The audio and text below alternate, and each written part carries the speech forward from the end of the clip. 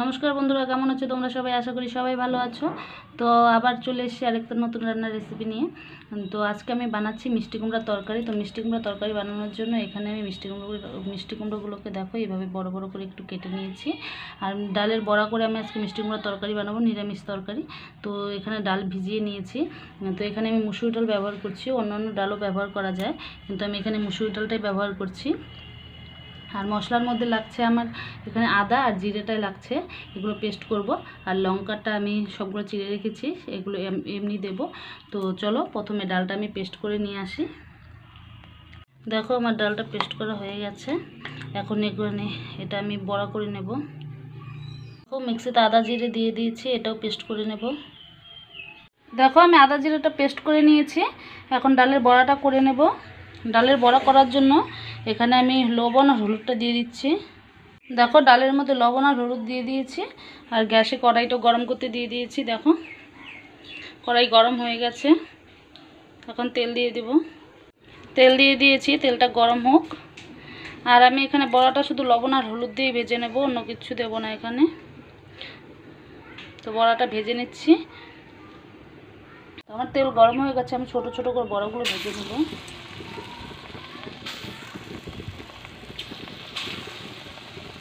বড়া সব দেওয়া হয়ে গেছে, এখন এক পিঠ ভাজা হলে পরে উল্টে দেব। বড়াগুলো ভাজা হয়ে গেছে, এখন উল্টে দেব। দেখো বড়াগুলো উল্টে দিয়েছি, ভাজা হয়ে গেছে, এখন নামিয়ে নেব। দেখো বড়া নামিয়ে নিয়েছি। আর এখন কড়াই আর একটু তেল দিয়ে দিচ্ছি।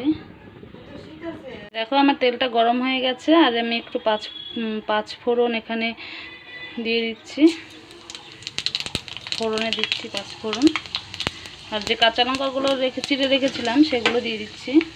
দেখো ফোড়নে পাঁচ ফোড়ন আর কাঁচা লঙ্কা চেরাগুলো দিয়ে দিয়েছি, এগুলো ভাজা হয়ে গেছে। এখন আমি কেটে রাখা মিষ্টি কুমড়োগুলো দিয়ে দেব।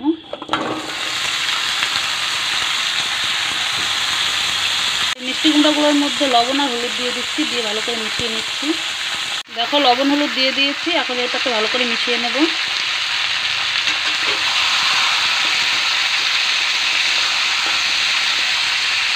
দেখো এটাকে এখন ভালো করে মিশিয়ে নেব।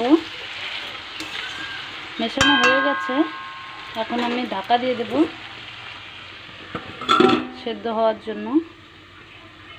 এখন ঢাকাটা উঠিয়ে নেব, সেদ্ধ হয়ে গেছে মনে হয়।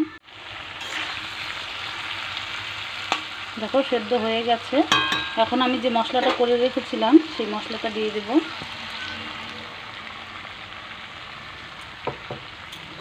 ভালো করে আবার মিশিয়ে নেব।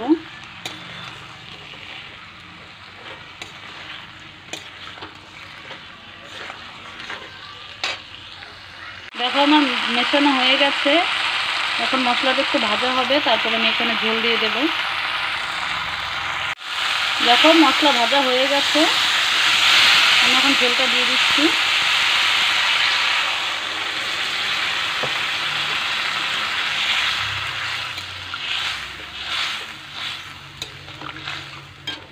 একটু বেশি করে ঝোলটা দিচ্ছি, কারণ ডালের বড়ায় ঝোলটা টেনে নেবে।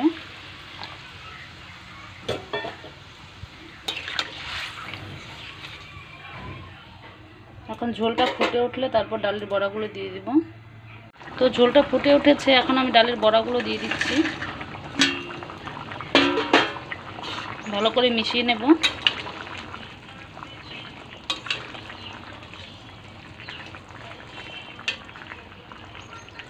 দেখো মেশানো হয়ে গেছে, আর ঝোলটা এখন ফুটছে। ভালো করে এটা জাল হলে তারপর নামিয়ে নেব। তো দেখো কত কম মশলা দিয়ে আমি একটা মিষ্টি কুমড়া দিয়ে একটা কত সুন্দর তরকারি বানিয়ে ফেললাম। তোমরা অবশ্যই বাড়িতে ট্রাই করো, ভালো লাগবে। তো আমার ঝোলটাও হয়ে গেছে, এখন আমি নামিয়ে নেব। একটু ঝোলটা বেশি রাখতে হয়, কারণ বড়াগুলো সবগুলো ঝোল টেনে নেবে, তার জন্য একটু বেশি ঝোল রেখেছি। তোমরা অবশ্যই ট্রাই করো, তোমাদের খুব ভালো লাগবে। তো দেখো আমি এখন এটাকে নামিয়ে নিচ্ছি। তো দেখো আমি নামিয়ে নিয়েছি, তোমরা তো দেখতেই পাচ্ছ কতটা সুন্দর হয়েছে দেখতে। তোমাদের ভালো লাগলে অবশ্যই লাইক করো, কমেন্ট করো আর শেয়ার করো। আর তোমরা অবশ্যই বাড়িতে এটা রান্না করে খেও, খুবই ভালো লাগবে। তো তোমরা সবাই খুব ভালো থেকো, বাই।